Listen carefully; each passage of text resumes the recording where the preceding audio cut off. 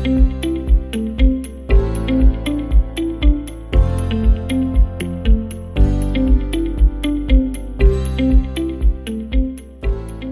poder pensar nuestra tarea desde otro lugar y bueno, y en esa contingencia, además de poder llevar el año adelante, pensamos que era importante dar herramientas, poder compartir estrategias que nos sirven como colegas. Así que en este ciclo de entre pares, entre docentes y colegas, vamos a comenzar con el profesor Horacio Maldonado. Bueno, muchas gracias Lorena, muchas gracias Paula, gracias por invitarme a darme la oportunidad de juntarme esta tarde con colegas, con amigos, en una misma sala y a la distancia. Es algo bastante curioso, no es habitual este tipo de configuraciones, pero bueno, así son las cosas. Si en el 2019 nos decían a nosotros que íbamos a tener que pensar en procesar un ciclo educativo de una manera radicalmente distinta a la cual veníamos acostumbrados y de la cual teníamos más o menos experiencias, largas experiencias en muchos casos. Pero bueno, la peste vino a conmover todo, vino a sacudir al planeta, ¿sí? Y entonces tenemos que pensar, tuvimos que pensar y tendremos que pensar una cantidad de cosas que quizás no estábamos ni siquiera con motivación para hacerlo, pero bueno, las circunstancias nos han llevado a pensar, ¿no? Allá por, allá por el mes de mayo pasan cosas importantes y yo quiero referirme un poquito a eso. Cuando conversaba con Lorena y cuando me invitaba, me estaba diciendo si era posible que yo diera alguna pauta específica, alguna orientación clave, eh, una suerte de receta posible para este nuevo escenario de la educación superior. Y la verdad que yo me vi obligado un poco a decirle, mira, Lorena, yo contribuyo con todo gusto a este ciclo, pero no acostumbro a esta cosa de las recetas y tampoco acostumbro mucho a orientaciones tan específicas. Pero, dadas las circunstancias, eh, me voy a permitir quizás dar algunas ideas, poner a consideración algunas ideas que pueden servir, ¿no es cierto?, para que los mismos profesores, nuestros colegas, puedan pergeñar después sus propias recetas, sus propias orientaciones, porque además, si ustedes un poco navegan rápidamente por la web, encuentran toneladas hoy por hoy de recetas de múltiple cuño, de múltiple orientación. Así que yo prefiero, si ustedes me lo permiten, traer algunas ideas que me parecen indispensables para entender lo que pasa y quizás lo que nos va a pasar dentro de poco tiempo. Yo le decía que en mayo, el 13 de mayo específicamente, hay un artículo que promueve la UNESCO, y ustedes saben que la UNESCO como la OMS son organizaciones ecuménicas que uno no tiene que tenerles demasiada confianza, pero sí marcan, ¿no es cierto?, un poco los destinos planetarios, por lo menos en Occidente. Entonces, en ese artículo del 13 de mayo, titulado COVID-19 y educación superior, de los efectos inmediatos al día después, análisis de impactos, respuestas, políticas y recomendaciones, la directora general, Estefanía Giannini, dice, entre comillas, pone entre comillas, ¿no es cierto?, el enunciado de nueva normalidad. ¿No? Lo pone entre comillas, con mucha precaución, y además porque lo toma de otro campo, de otro mundo, de la gran crisis económica mundial que había tenido lugar en el 2008, donde la estructura financiera del mundo se requebraja, cae el Lehman Brothers y bueno, y hay un sacudón enorme. Entonces, en ese mundillo se empieza a hablar de nueva normalidad que en realidad era una nueva normalidad económica financiera. Entonces, esta mujer, tomando un poco, parafraseando ese discurso, lo pone entre comillas, pero es la UNESCO. Y entonces nosotros nos damos cuenta de que algo está pasando.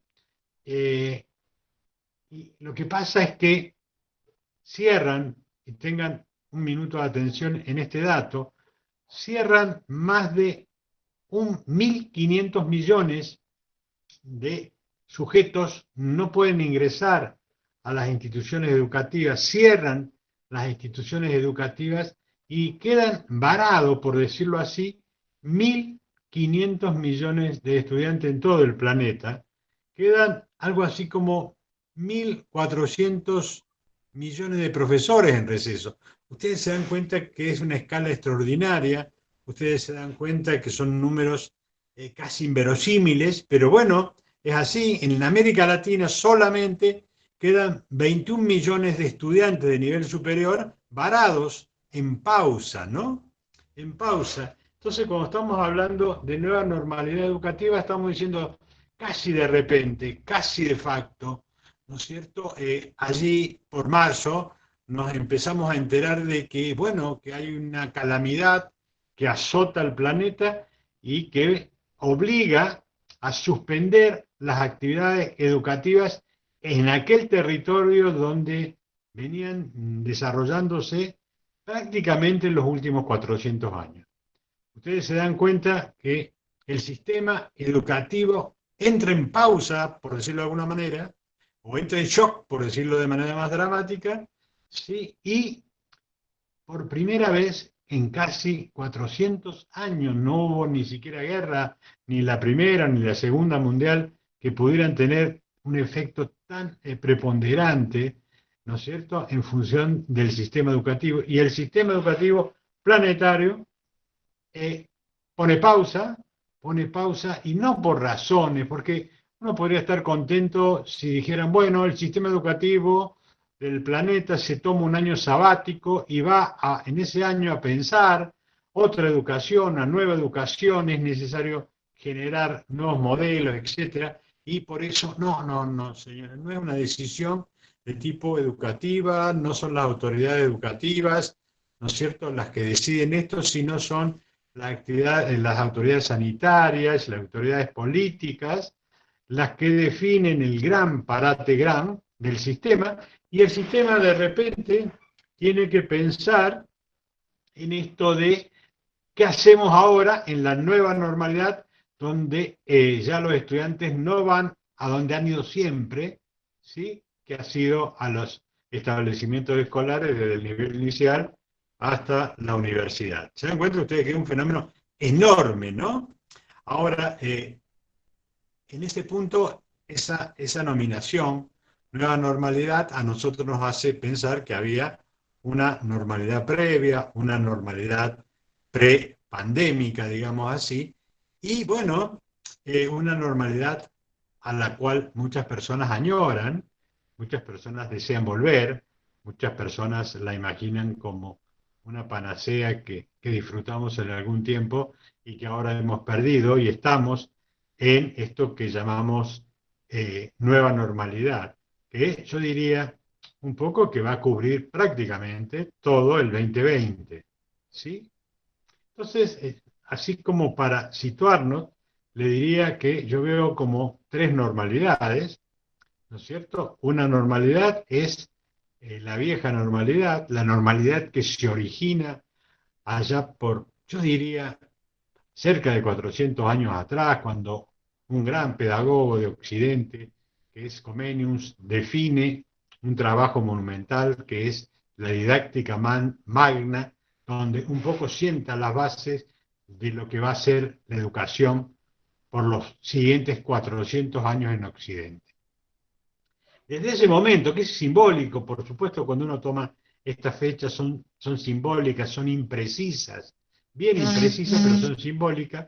Sí, desde esa fecha hasta el 31 de diciembre de 2019, ¿sí?, se da lo que yo llamo educación moderna, la educación moderna en Occidente. ¿Y por qué digo el 31 de diciembre?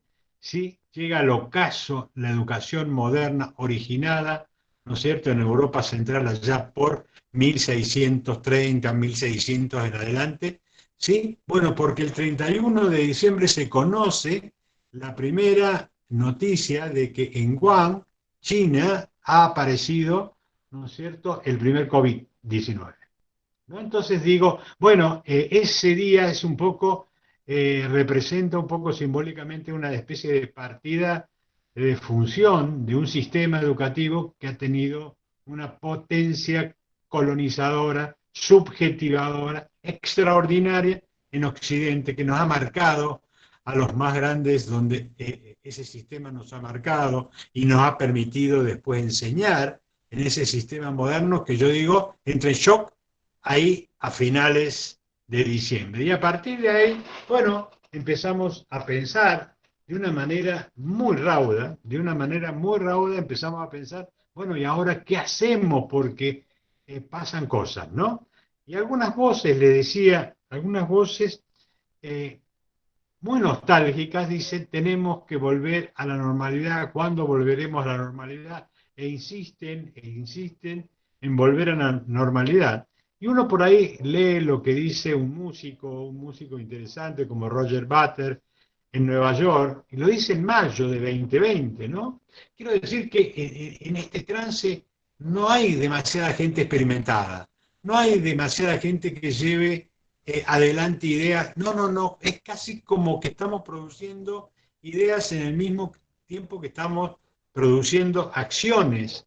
Estamos produciendo acciones y casi, casi no tenemos tiempo a conceptualizar, a teorizar, porque bueno, porque la realidad es tan demandante y es tan exigente y es tan provocativa que, bueno, yo por ahí cuando leía lo que dice Roger, dice él claramente, insisto, en mayo, volver a la normalidad no es una opción, dice este autor. Tenemos que volver a algo que sea mucho, mucho mejor que esa normalidad que existía antes del virus. Porque lo que este virus ha mostrado es lo asqueroso que es la normalidad.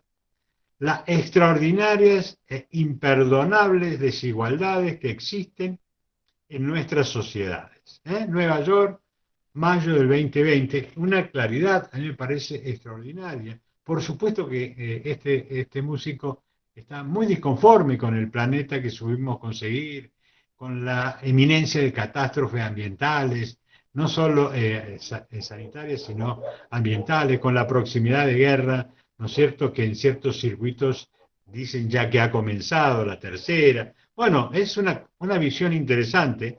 Y hay otra visión mucho más modesta, porque es nada más que un grafiti que está en una de las calles de Barcelona, también de mayo 2020. Dice, en catalán la leo si puedo, no podem tornar a la normalidad, porque la normalidad era el problema, ¿no? Y, bueno, y ustedes se dan cuenta que es muy interesante, por lo menos para mí, es muy interesante, ¿sí? Esto de la pandemia tiene efectos letales, tiene consecuencias económicas terribles, ¿no es cierto? Muestra las desigualdades sociales, económicas y culturales de una manera quizás nunca vista, eh, porque bueno, porque la realidad se focaliza hoy mucho más que otrora por los medios que disponemos. Pero bueno, todo esto que es una catástrofe también tiene, yo creo, una dimensión positiva,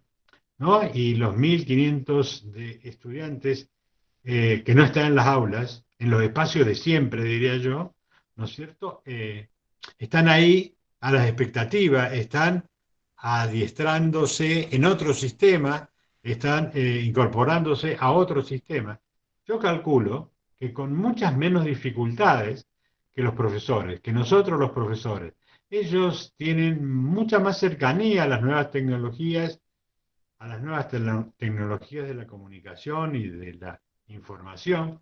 Entonces, este impacto no es tan severo como el impacto que implica para los profesores, para las profesoras, para los docentes, ¿sí? que en gran medida han sido reacios, ¿no es cierto?, a incorporar, excepto algunos sectores que lo han hecho desde el vamos por sus intereses específicos, la mayoría de los docentes no estamos, ¿no es cierto?, en la alternativa de abrazar, ¿no es cierto?, las nuevas tecnologías de la información y la comunicación. Y sin embargo, en muy poquito tiempo, en semanas diría yo, hemos tenido que alfabetizarnos, ¿no es cierto?, para trabajar ya no en aulas, sino en salas. Nosotros vemos que aparecen plataformas, aparece Zoom, aparece Meet, aparece Skype, aparece WhatsApp y otras, ¿no es cierto?, donde de repente ese alfabetismo digital demorado, que venía demorado, hemos tenido que entrar a paliar, ¿no es cierto?, de formas increíbles, cosa que está provocando grandes, cuantiosas cantidades de estrés en los profesores, en todos los niveles y modalidades del sistema educativo. ¿Por qué? Bueno, porque es una herramienta extraordinariamente potente que nosotros no usamos. Tuvimos que poner en suspenso una cantidad de cuestiones. Y yo digo que esto que es un drama mundial, también, y esto es una idea que yo quiero compartir, es una excepcional importancia, perdón, una excepcional oportunidad para explorar e imaginar otra educación. ¿Sí? Este año, el 2020, el de la nueva normalidad, es un año que yo lo tomo como sabático, decía, pero también de experimentación, de poder pensar, repensar, discutir, debatir. Nunca en un año he tenido tantos debates, tantos conversatorios, tantas salas llenas de gente de toda Latinoamérica, de colegas de toda Latinoamérica discutiendo qué está pasando en México, en Ecuador, en Perú, en Brasil, en Chile, todo el tiempo con espacios, ¿no es cierto?, multitudinarios, ¿sí?, porque aparecen novedades que uno no se podría imaginar nunca. Hace unos 20 días invitan a una sala conversatorio sobre jóvenes en la investigación. Y bueno, y resulta, me dice, tenemos un Zoom, 200 personas, y cuando terminamos me dice, sí, estuvieron presentes en el debate 7.000 y tantas personas porque lo mandaron por YouTube. ¿No? Y a mí me pareció asombroso. Pero este fin de semana anterior, nosotros, un grupo de colegas, Eduardo López Molina, Fornasari, Mónica Fornasari y otros colegas, estuvimos lanzando un seminario desde la facultad para 1.800 estudiantes. 1.800 es una cifra enorme. Y bueno, obviamente no había MIT que resista, porque el MIT tiene capacidad, creo, el que contrató la universidad hasta mil personas, y después empieza a provocar disturbios. Entonces, bueno, usamos el MIT, pero había 10 personas que éramos los gente de la cátedra, en este caso, y lo largamos por Facebook. Sí, y bueno, y no tuvimos ningún problema. Fue un seminario de 15 horas, viernes y sábado todo el día. Bueno, cosas extraordinarias, por eso digo, es una oportunidad extraordinaria para poder imaginar, para poder explorar, y uso la palabra imaginar a propósito, ¿no? Exploración, imaginación, pensar otra educación y otros roles, y acá donde me parece que hay cosas más jugosas para compartir, otros roles en los estudiantes, otros roles en los modos de enseñar de los docentes. Sí, este me parece que es un aporte que yo subrayaría, es decir, la pandemia nos está dando la oportunidad de explorar otros roles, ¿no es cierto?, para toda la comunidad educativa, que ahora ya no está centrada en los espacios físicos, ¿sí?, desde el nivel inicial hasta la universidad, está en otro espacio. Sí, que ustedes dirán, bueno, ¿cuál es ese espacio? No, ahora les muestro. Un problema inicial que hemos tenido eh, en la nueva normalidad es la pretensión, como nos tomó de sorpresa, como nos tomó sin la alfabetización digital necesaria mínima, ¿no es cierto? Sin ninguna experticia en esto de andar por las plataformas y operar en las plataformas. Entonces, bueno, cuando pudimos entrar a algunas plataformas, cuando tuvimos algunas herramientas, la primera reacción, la reacción quizás más, diría hoy, primitiva, de facto, de hecho, bueno, traslademos la organización pedagógica diseñada para la normalidad a la nueva normalidad educativa, ¿no? Insisto, trasladar y esto en primaria, en media y superior, digo, no solo en la universidad, pretender trasladar la organización que elaboramos, diseñamos allá por el 2019 para un año normal que sería el 2020, ¿no es cierto? Lo quisimos trasladar. Entonces, ¿qué fecha vamos a avalar? ¿Cuándo van a ser los parciales? ¿Cómo va a ser esto? ¿Cuándo es la primera actividad? ¿Cómo? Es decir, trasladar un modelo que es bueno o no, pero para la organización tradicional, a la web, a una plataforma, a espacios, espacios distintos. Piensen ustedes que ya no se trata de las aulas, se trata de los hogares, se trata de los hogares que a lo mejor tienen muy pocos metros físicos y metros físicos compartidos, a veces con una familia, con hijos, con mascotas, con el abuelo, ¿me entiende? Es decir, ese es el espacio, la cocina, donde encuentro un lugar, ¿no es cierto?, para estar tranquilo y trabajar un par de horas, ¿sí? El espacio que estaba marcado, el espacio sacro de las aulas. Siempre tuvimos problemas con las aulas en nuestra facultad, pero estos son nuevos espacios. La irregularidad de los espacios es fantástica, bueno, porque cada uno tiene el espacio que puede, que ha logrado, que tener la suerte de conseguir, de compartir, etcétera. Sí, pero bueno, necesito un espacio con estos silencios, necesito silencio, mínima comodidad, mínimo paz y serenidad para tratar de aprender, ¿sí? Y también hay otros tiempos, la nueva normalidad nos cambia profundamente los tiempos. ¿Por qué digo esto? Bueno, porque nosotros tenemos un cronograma, tenemos un calendario, y este cronograma ahora es ad hoc, yo puedo estudiar. Nosotros inmediatamente en la cátedra de problemas de aprendizaje dijimos que íbamos a trabajar, digamos, en las clases virtuales, en los días lunes, pero además dijimos que eso lo íbamos a grabar en un canal de YouTube para que las personas, ¿no es cierto?, interesadas pudieran acudir en el horario que se les ocurriese, que se les fuese factible, ¿no es cierto?, a repasar lo que se planteó en clase, las orientaciones del profesor, la participación de los estudiantes, en fin, un material en un espacio diferente, ¿sí? Y bueno, ya no hay un tiempo homogéneo, el paradigma de Comenius, el gran pedagogo gran que les dije, que un poco es el gran padre de la pedagogía moderna en Occidente, bueno, uno de los elementos del paradigma que él diseñó y que fue consistente por casi 4 siglos fue todos los estudiantes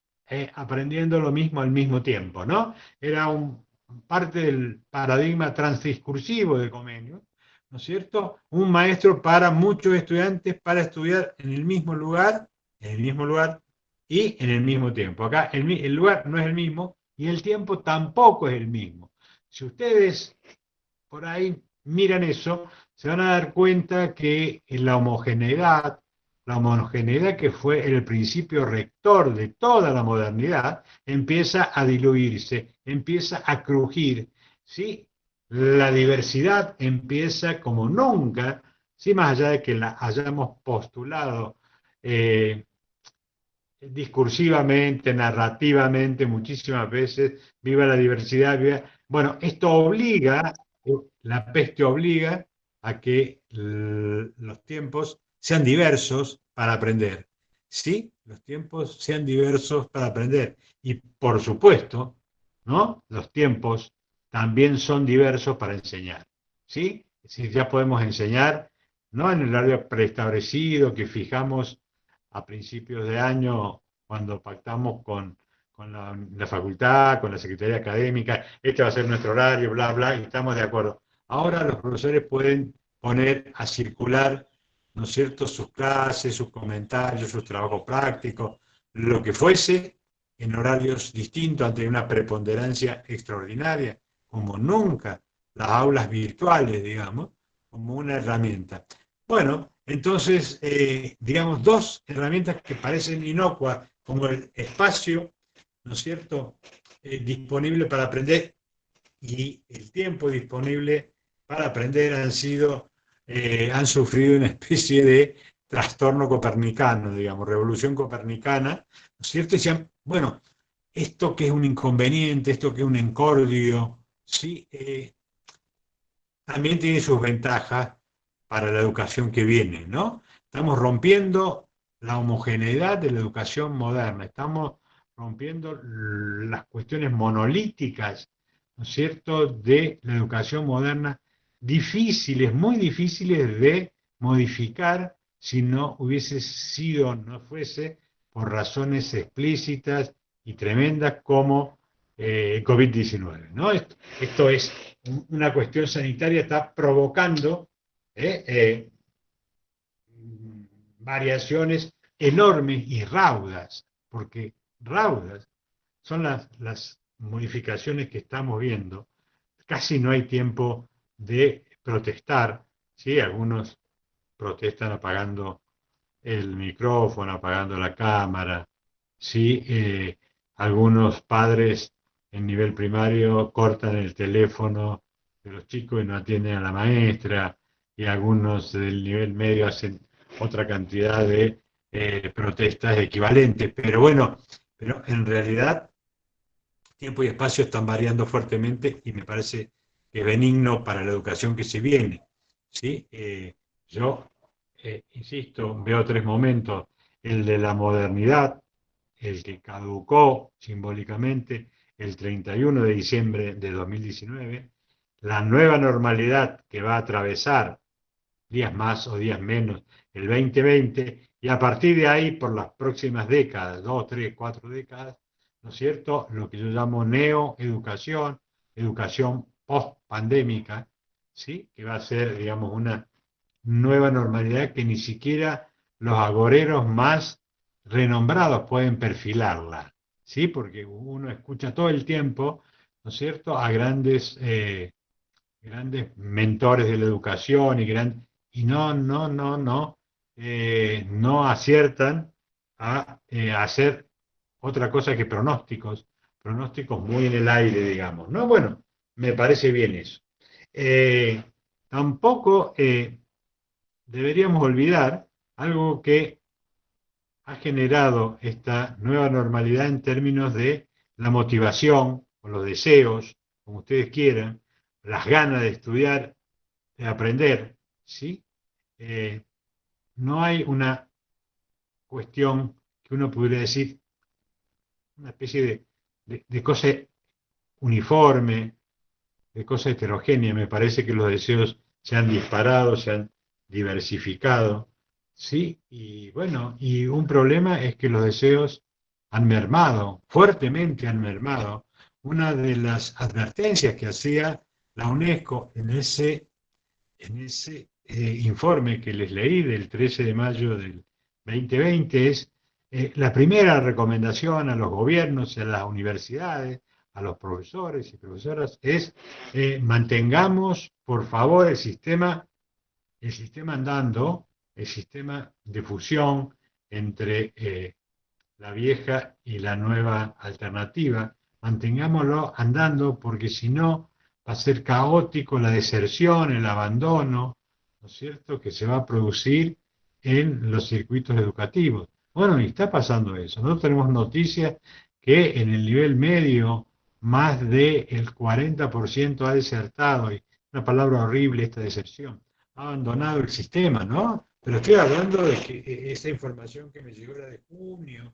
Sí, es probable que tengamos nosotros bajas, enormes bajas. La UNESCO decía, tratemos de enfocar a los sectores menos favorecidos, más vulnerables del orden social, donde la conectividad es mínima donde la conectividad es escasa, donde aparecen las grietas enormes, ¿no es cierto?, de aquellos que tienen tecnología para poder más o menos afrontar el momento y aquellos que tienen poquísima tecnología o nula tecnología. Bueno, en nula tecnología prácticamente tienen que provocar el abandono, ¿no? Entonces, bueno, a nivel, por lo menos a nivel de gobierno y a nivel de las instituciones educativas de educación superior y las personas que trabajan en la gestión, esta es una recomendación fuerte, pero yo creo que también es trasladable a los profesores, donde, bueno, no podemos trasladar el modelo, insisto, organizacional y diseñado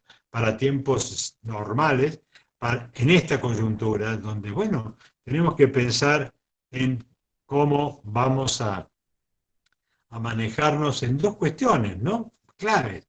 Nosotros primero vimos, había una multiplicidad de preguntas respecto a cómo aprender y enseñar. El sistema educativo tradicional primero dice enseñar y aprender, nosotros lo invertimos un poco, ya le voy a decir por qué, aprender y enseñar, ¿no? Así, la primera preocupación era cómo enseñamos, ¿no es cierto?, a través de las plataformas, de las nuevas tecnologías, cómo hacemos eso que no hemos hecho casi nunca, ¿no es cierto?, con herramientas que casi no tenemos, sí que casi no tenemos, porque imagínense que en un hogar hay una computadora y hay una señora que es profesora, un señor que hace teletrabajo, hay dos o tres chicos que van a distintos niveles del sistema y tienen que compartir esa herramienta.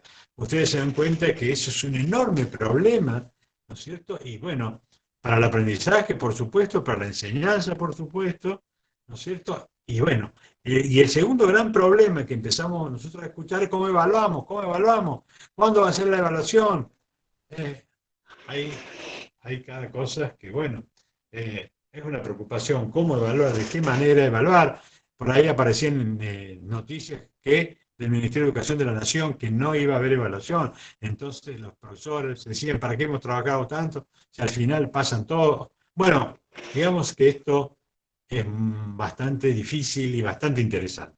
Bastante difícil para las personas que están en gestión directa, ¿no es cierto? Y bastante interesante para nosotros que como psicólogos y psicólogos educacionales o del aprendizaje somos un poco analistas, tenemos que serlo de esto, ¿no? De esto que está pasando y de esto que nos lleva, quién sabe, a qué lugares. Yo creo que son promisorios. Sí, entonces, bueno, ¿qué pasa con los recursos técnicos a disposición? El sábado, en este seminario que le decía que estamos dando masivamente, alguien me dice, profesor, ¿usted me garantiza que los horarios que están en el cronograma van a ser respetados? Sí, claro. ¿Por qué me lo dice, señorita? Y porque mi marido, usted dice que el seminario termina a las 3 de la tarde del sábado, y mi marido entra a trabajar a las 3 de la tarde del sábado, por supuesto por teletrabajo, entonces o yo me voy a comer, me voy a perder una parte de la clase, o mi marido va a tener que entrar al teletrabajo tarde, ¿no? Es muy interesante. Es muy interesante porque aparece también una dinámica, ¿no es cierto?, de la escasez o la desigualdad, la distribución desigual de bienes tecnológicos es un tema capital, es un tema sumamente importante.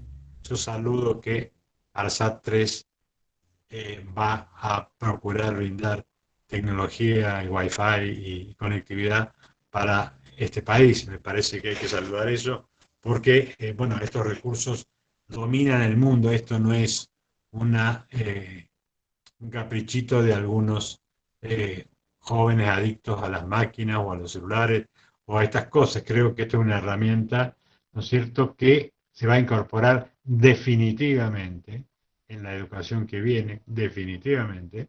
Creo que la neoeducación o la pospandémica necesita profesores plenamente alfabetizados, ¿no es cierto?, independientemente de la edad que tengan, etcétera, ¿no es cierto?, plenamente alfabetizados digitalmente para poder generar así mejores praxis educacionales. No tengo ninguna duda, ¿no? Bueno, quería decir también algo respecto a esto de las estrategias metodológicas para estudiar, para aprender. Nosotros, valga un ejemplo, no sé si es tan bueno, pero digo lo que hacemos.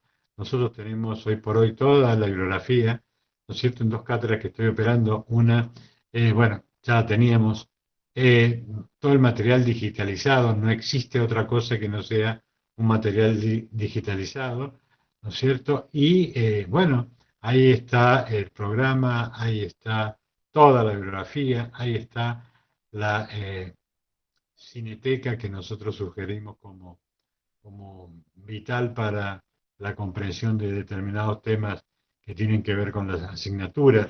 Bueno, ahí están los artículos que nosotros vamos produciendo y vamos colocando ahí, que a veces se emparentan con las clases que nosotros brindamos, ¿no? Es decir, aquel que no nos puede escuchar, a lo mejor nos puede leer, ¿sí? Ahí está entonces la mayoría de las actividades, los exámenes, ¿sí? Que estamos diseñando porque tenemos que valorar un poco los aprendizajes. No nos interesa a nosotros la valoración castigo, la valoración por per se. Nos interesa ver si podemos de alguna manera generar alguna constancia de apropiación por parte de los estudiantes. Pero bueno, lo están haciendo, qué sé yo, si tenemos examen el día 30, el día 20 en la aula virtual ya está el examen ahí, tienen 10 días para hacerlo, por supuesto, estamos diseñando exámenes, digamos, que no tengan que ver con la posibilidad de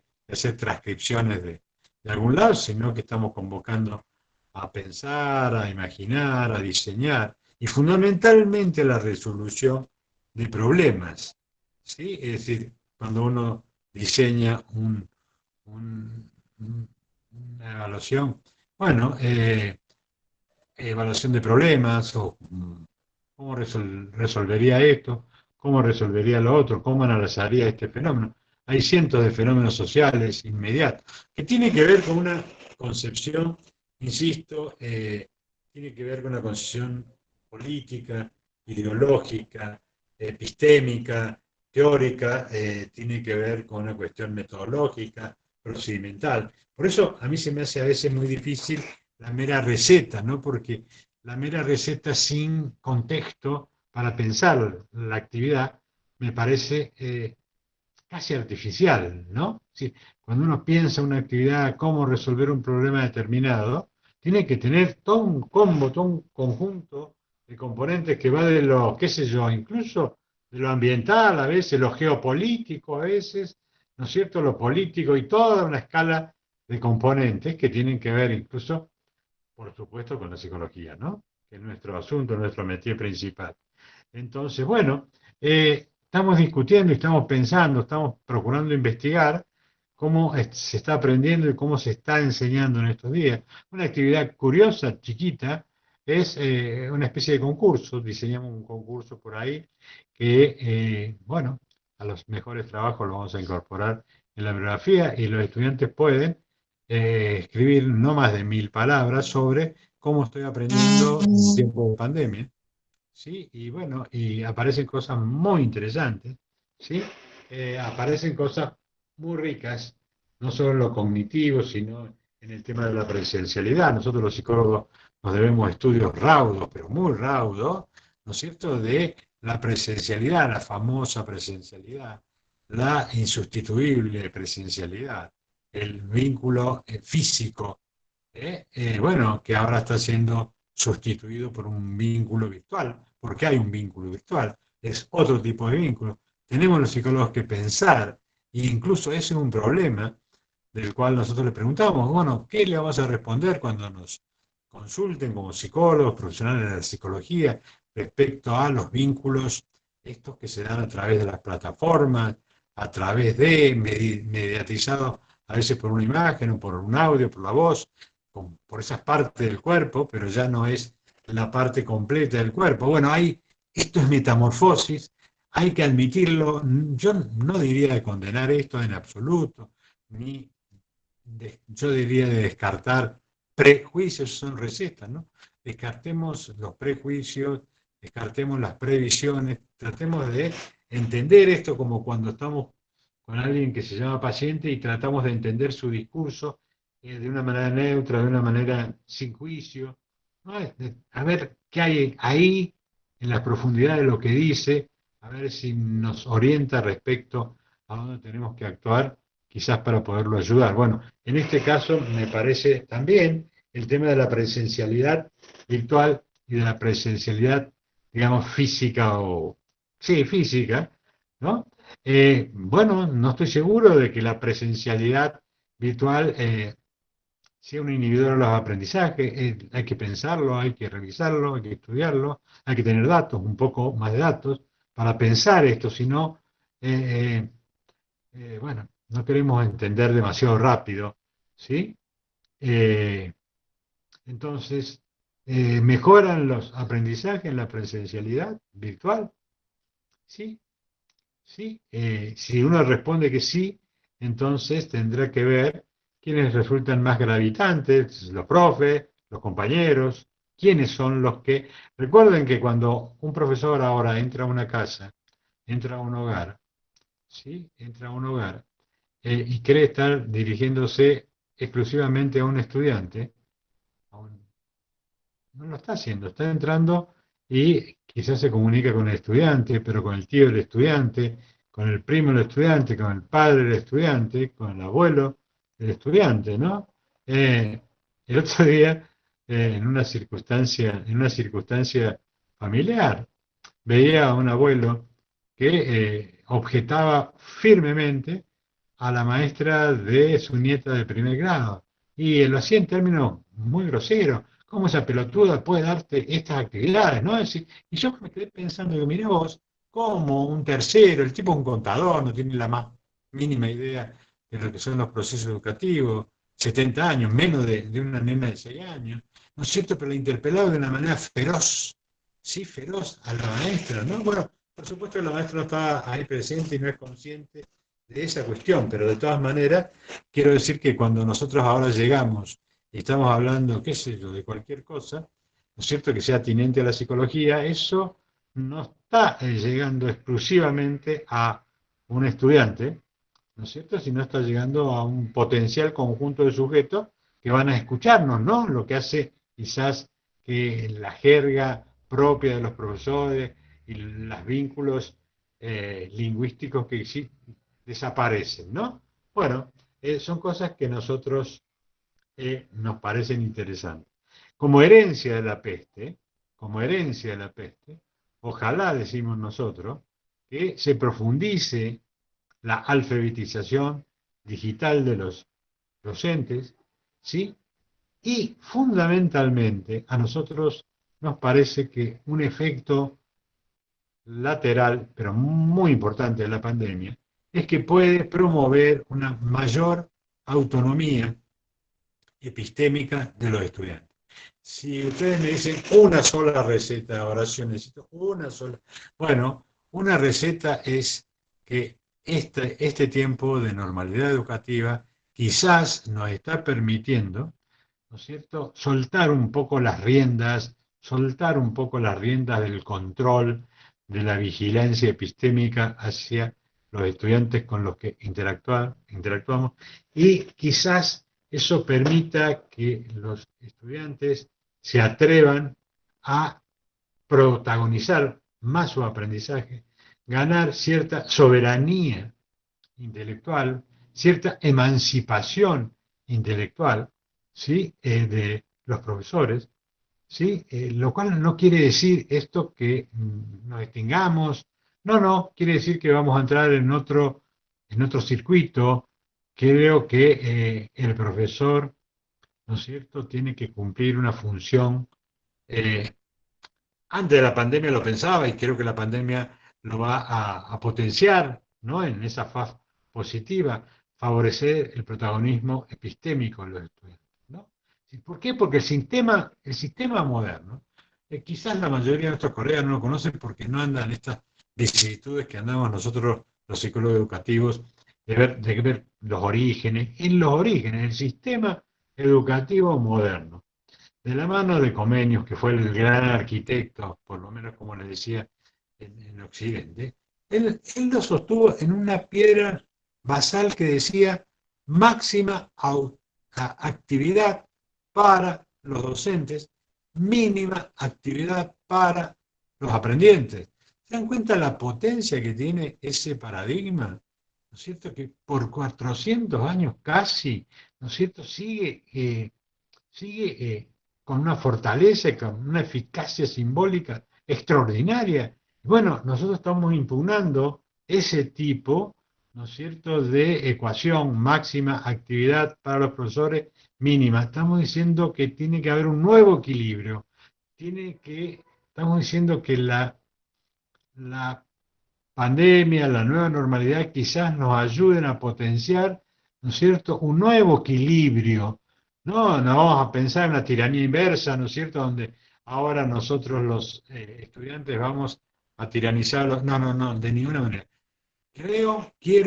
Presumo que va a ser positivo para los aprendizajes y también para la enseñanza, esto de potenciar la autonomía epistémica de los estudiantes. Entonces, ojalá sea esta efectivamente una buena herencia de la peste, ¿sí? Y emerjan modos mixtos, nuevos modos mixtos, impensables, quizás este año, ¿no es cierto?, en esto de enseñar, en este caso, en la universidad. Yo creo que hay autores que están hablando de cosas muy interesantes, que tenemos que revisarlas, hiperaulas, ¿sí?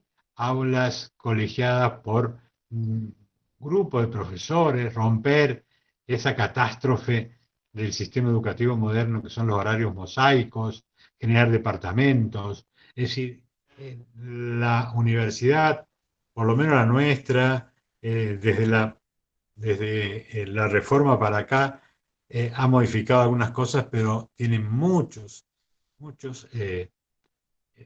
débitos todavía. Bueno, quizás la pandemia es una extraordinaria oportunidad para que los profesores, las profesoras, los miembros de la gestión se atrevan a pensar, ¿no es cierto?, cómo va a ser la educación que viene. Yo creo que va a ser una fusión, un híbrido entre lo mejor de la educación moderna y todo este fantástico arsenal de herramientas que proporciona, ¿no es cierto?, las nuevas tecnologías de la comunicación y la información. Creo que aparecen conceptos como realidad aumentada, por ejemplo. Y no, bueno, ahora esta pandemia nos ha demostrado que en 60, 90 días hemos podido adentrarnos en un mundo extraordinariamente rico, pero con enormes prejuicios. Sí, bueno, creo que estamos en condiciones de pararnos y mirar todo esto para pensar qué hacemos en el 2021. Estas son algunas cosas, me dijeron que tenía unos 40, 45 minutos para dejarles algunas ideas. Y la idea más fuerte es esta que le decía, ¿no? ¿Cómo hacemos para maximizar el protagonismo epistémico de los estudiantes en calidad docente, ¿no? Como si fuera una neofunción docente para lo que está llegando, pero fundamentalmente para lo que va a venir, ¿no? La gran función docente grande es cómo potencio el protagonismo epistémico de los estudiantes con los que me toca trabajar. Bueno, muchísimas gracias por la atención. Lamento no decir por la participación porque no tenemos ahora, quizás hay alguna gente que quiera plantear algo, comentar algo. Es un placer, realmente un lujo escucharlo y por su generosidad para compartir con todos nosotros. Si tienen dudas, comentarios, preguntas para hacerle al profe. Soy Maja, de primer año. Hola Horacio, muchas gracias. Quería preguntarte si podés explayarte un poquito sobre la inversión temporal del aprendizaje que mencionaste, lo aprendido que viene invertido según tu visión. El sistema educativo moderno surge de la mano de un nuevo orden mundial que se genera con la emergencia a nivel del planeta, pero especialmente en el Occidente, ¿no es cierto?, del capitalismo y de la revolución industrial. Digamos, ese nuevo orden económico necesita nuevos sujetos, obviamente, ¿no? Sujetos que ya no son los mismos que existían en la educación moderna, esa educación que los jóvenes o los niños recibían o en el campo o con los maestros artesanos, etcétera. Cuando el sistema educativo moderno se monta en función de ese nuevo orden mundial que es el capitalismo y que, bueno, nosotros estamos llegando a los bordes, ¿no es cierto?, del capitalismo, cuando alguien dice posmodernidad o dice capitalismo avanzado, etcétera. Bueno, ahí hay un orden donde, el formato que se dio es máxima, decía yo, actividad para los profesores y mínima. Ese es un modelo, que fue un modelo que no solo impactó, impregnó la educación, sino también la producción. El modo de producción, qué sé yo, del Fordismo, de la línea, etcétera, no es el mismo modo de producción de automóviles que tiene Toyota, por ejemplo, ¿no? Que es un modelo totalmente distinto. ¿Sí? Entonces, lo que digo es que ese sistema, los sistemas educativos tienen una finalidad que a veces nosotros la desconocemos, pero era la de formar un sujeto, ¿no es cierto?, útil para un modo de producción y un modo de organización social, ¿no es cierto?, que está vinculado al capitalismo.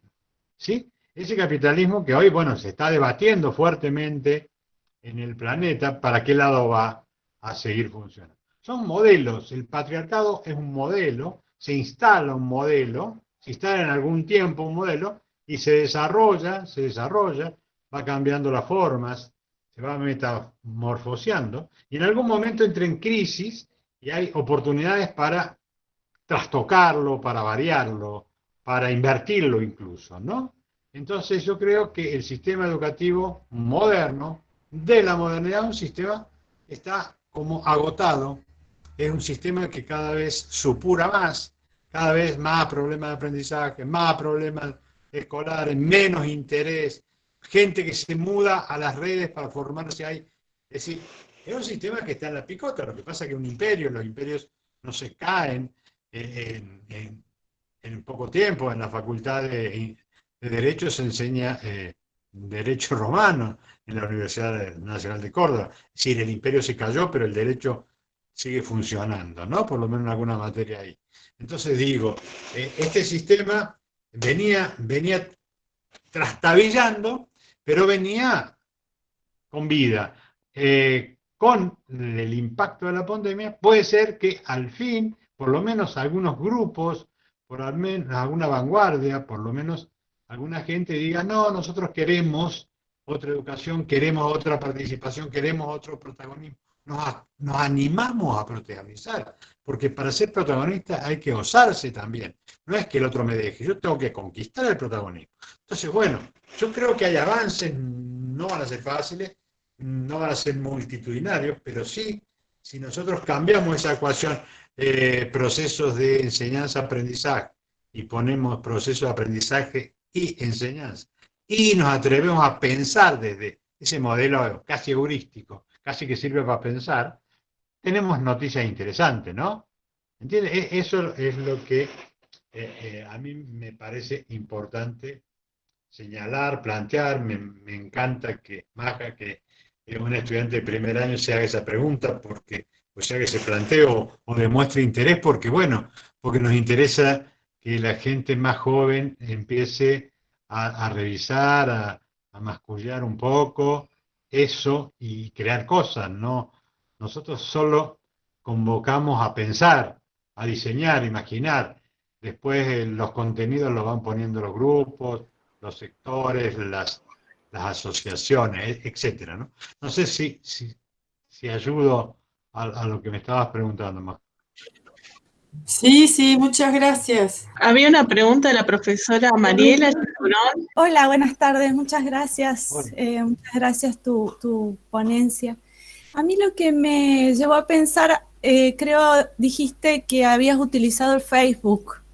Y yo quería preguntarte un poco por eso, porque pensando esto que también acabas de mencionar, del el capitalismo y los efectos sobre las subjetividades, este uso de las plataformas, el YouTube, el Facebook, el uso de los datos, la seguridad informática, bueno, un montón de cuestiones, pero creo que lo que más me complica es la dificultad que eso tiene del intercambio, de la interacción.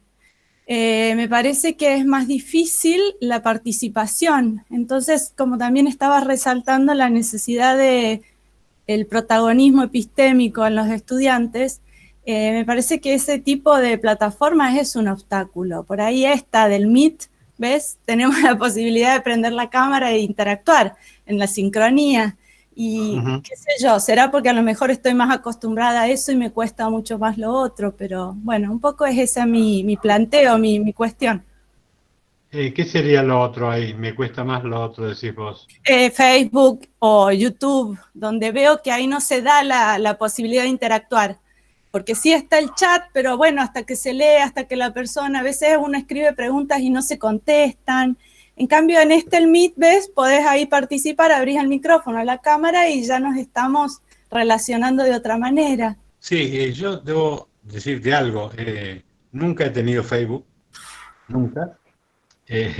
¿Por qué? Bueno, porque tengo, porque tengo una especie de resistencia ideológica con respecto a eso. Facebook está manejado por uno de los 5 tipos más poderosos del mundo, ¿no es cierto? Y por supuesto sus objetivos no son la comunicación, sino, digamos, el incremento exorbitante de ganancias, ¿no?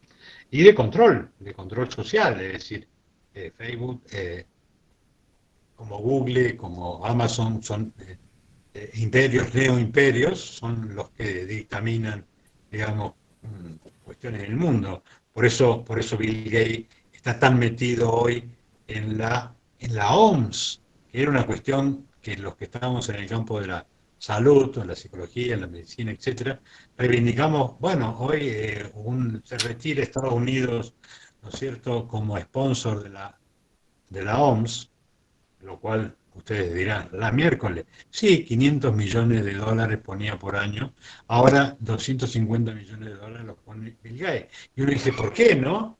¿Por qué los pone? ¿Por qué es un benefactor de la humanidad? Y no, hay un montón de cosas. Por eso nunca me arrimé yo a Facebook. Lo que pasa es que, insisto, hace 20 días estaba yo jugando de visitante en una sala en México y me dice, profesor, en 10 minutos antes, ¿usted tiene algún problema?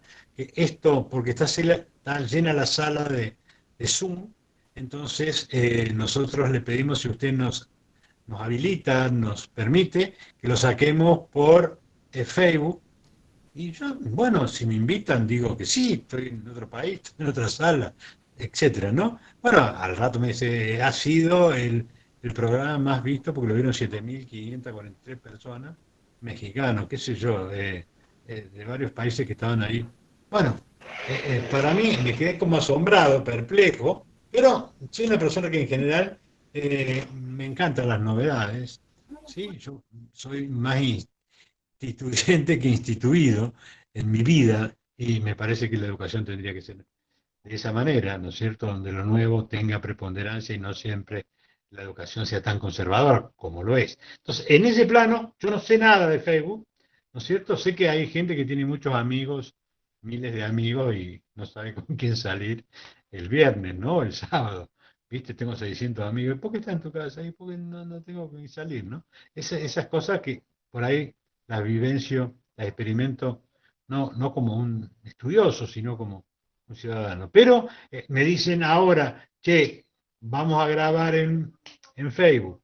No, perdón, en un canal de YouTube. El canal de YouTube va a tener un código y todos los estudiantes que quieran en el ABP van a tener el código y los chicos dicen magnífico porque van, teclean eso y tienen la clase del profesor a las 2 de la mañana, a las 4 de la mañana, solo, acompañado en grupo, etcétera, en el auto, qué sé yo, en la plaza, no sé dónde quieren. Digo, acá hay novedades, acá hay algo que yo no entiendo muy bien, pero me parece que la cosa va por ahí.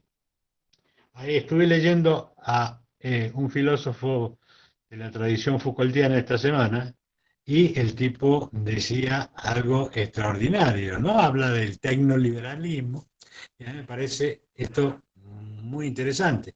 Y la hegemonía extraordinaria que tiene el mundo Silicon Valley, ¿sí? Como digamos, como nuevos productores de subjetividad a nivel del planeta. Y a mí como psicólogo me importa eso. Entonces digo, aquí hay una revolución muy fuerte, ¿no es cierto?, que nos va a tocar absolutamente todas las fuentes bibliográficas tradicionales. Ya no podemos estar pensando, qué sé yo, cómo se pasa la primera tópica a la segunda tópica y valora eso. me parece que no. Lo he hecho, estoy en la lista de los culpables o de los cómplices, pero ¿me entiendes? Decir, ¿qué dijo Piaget en la página 21? No, no funciona más eso. Me parece, quizás porque, bueno, no sé. Entonces, como tú dices, aparece una forma de vincularse. Hace unos años, hace bastantes años, en un seminario que dábamos de posgrado, nosotros recomendamos una película que se llama Días Extraños. Días Extraños. Y en esa película, en ese tiempo, se podía traficar con imágenes. La gente no solo traficaba con sustancias, cocaína, esas cosas, sino con imágenes y podría comprar videos extraordinariamente singulares como vivir en primera persona la muerte, cosas terroríficas. Y hay, hay unas escafandras así de cableado donde vos podías inyectar a tu propia cabeza, era ciencia ficción, claro, ¿no es cierto?, las imágenes que querías. Y el tipo que estaba con una señora muy bonita al lado de la cama, usufructuaba, ¿no es cierto?, más las imágenes que proveía el videíto que la mujer física que estaba al lado. Entonces, fíjate, esa película que tengo 25 años. Y desde ese tiempo vengo pensando en esto de las relaciones virtuales, presenciales, semipresenciales, ¿no es cierto? Y no sé si tiene, la verdad que no sé, pero a veces los militantes de la presencialidad, ¿no es cierto?, dicen que nada sustituye a eso, y yo no estoy tan seguro. Y me encanta pensarlo, y me encanta a veces discutir, polemizar, ¿no? Crear nuevos discursos, nuevos. No estoy tan seguro de que la vigencia plena de la relación física sea la única relación posible. Entonces, bueno, son cosas, ¿no? Por supuesto, depende de los ángulos que uno mire, etc. Pero no sé si abro un poquito lo que vos me traes, lo que vos decís, que me parece una preocupación totalmente genuina y para personas estudiosas me parece que es un festín, ¿no? Silvana, creo que tenía una pregunta, un comentario. Sí, hola a todos. Primero, bueno, no soy de primer año, lo escuchaba el profesor hace 20 años cuando cursaba en la facultad, así que bueno, me remontó y la verdad que es un agrado escucharlo de nuevo. Y por otro lado, con esto de la nueva normalidad que hace un tiempo lo reflexionaba con unas compañeras, al virus y a todo este cambio. Yo soy psicóloga y también soy profesora de psicología y ejerzo en una escuela urbano-periférica, más que urbano-marginal, y lo veo al virus o a esta pandemia como algo imperativo, ¿no? O sea, se vino y con esto de la nueva normalidad, y hay fracciones que están en que cuándo va a pasar todo esto, fracciones de la sociedad, ¿no? Que cuándo va a terminar esto, y no, yo creo que hay que mirarlo justamente de esta manera, como diciendo, cómo nos vamos adaptando, ¿no? Y cómo lo vamos viendo de una manera más amigable y tratar de adecuar todos nuestros sistemas y nuestros recursos a eso, ¿no? Y lo veo en esto de la educación que me toca también, aparte de trabajar en inclusiones educativas, ¿no? Por estas cuestiones que decía el profesor él mencionaba la realidad aumentada, en otros ámbitos también ya se viene trabajando con esto de el aula invertida, o con las nuevas, las TICs, o el aprendizaje móvil, que se les permite a los chicos, se les tiene que permitir porque es un recurso más el uso del celular. Entonces empezar a reacomodarnos, porque yo creo que, como hablaba él, es una cuestión de un cambio hay que verlo como un cambio de paradigma, sacudido por esta cuestión de la pandemia, pero que tenemos que empezar a pensarlo con otra cabeza, no como algo pasajero, sino como un quiebre o una situación que se ha dado para que todos modifiquemos las prácticas y la forma de vida, no como algo invasivo, si bien, bueno, está trayendo otros trastornos, ¿no? A nivel sanitario, económico, de todo tipo, pero a nivel educativo yo creo que hay que mirarlo de una manera más amigable y empezar a instalar en nuestras prácticas estas cuestiones. Eso era lo que quería comentar. Bien, yo creo compañera que la peste en realidad es un catalizador, un precipitador en términos químicos, ¿no? Acelera cosas que estaban ahí como en receso, en estado recesivo. Y uno lee, yo soy psicólogo, pero leo a muchos sociólogos, politólogos, leo a Chomsky, por ejemplo, leo a Buenaventura Santos, de Santos Sousa, y ellos hablan de crisis epidémicas intermitentes, de aquí en más, permanentes, y bueno, como lo que decía la compañera, tendremos que adaptarnos a esos nuevos mundos erráticos. Cuando nosotros hablamos con Moren de la incertidumbre, esto es la incertidumbre en serio. Y bueno, y una habilidad extraordinaria que tendremos que desarrollar es lidiar con la incertidumbre, ¿no? Se terminó la certeza. Edgar Morin dice, debemos navegar en un mar de incertidumbre con algunos pocos islotes de certeza, ¿no? Un viejo como yo tendría que estar del otro lado, y a mí me encanta la frase. Yo creo que Morin, Prigogine, grandes hombres de la ciencia están augurando hace tiempo la cuestión de la incertidumbre. Bueno, tendrá que ser una de las aportaciones que tengamos que lograr en los procesos educativos desde los 5 años para adelante, ¿no? Bueno, les agradecemos mucho. Quería yo unos comentarios de Patricia, de nuestra decana, y recordarles que tenemos nuestro Congreso Internacional en noviembre, invitarlos a la participación para seguir compartiendo también de manera virtual en este año, pero que también es una oportunidad para intercambiar entre colegas. Bueno, muy breve, agradecer a Horacio, como siempre, nos abre las mentes, deposita semillas que espero que crezcan en todos y todas. Así que muchísimas gracias el esfuerzo de hoy. Como ustedes sabrán, tenemos una serie de capacitaciones que empezaron cuando empezó la pandemia y que están siendo muy visitadas y estamos muy contentos por ello. Pero Horacio abrió una nueva forma distinta a las anteriores, que es lo que sería el diálogo entre pares. Así que hoy recibimos a Horacio, que sin duda ha estado espectacular, pero la idea es que todos y todas, docentes de la FACU, podamos ofrecer un pequeño aporte de errores que veamos que hemos cometido, de avances que hemos logrado hacer, y sobre todo de este desafío que Horacio plantea, que es la pandemia nos paró, pero nos da una oportunidad de reflexionar sobre cómo lo veníamos haciendo. Está bueno que entre pares, digamos, lo más a calzón quitado que podamos, no siempre es sencillo eso, porque, digamos, interpela nuestras propias prácticas, podamos cuestionar, criticar, reflexionar y mostrar lo que hemos hecho bien y lo que creemos que hay que mejorar con fuerza.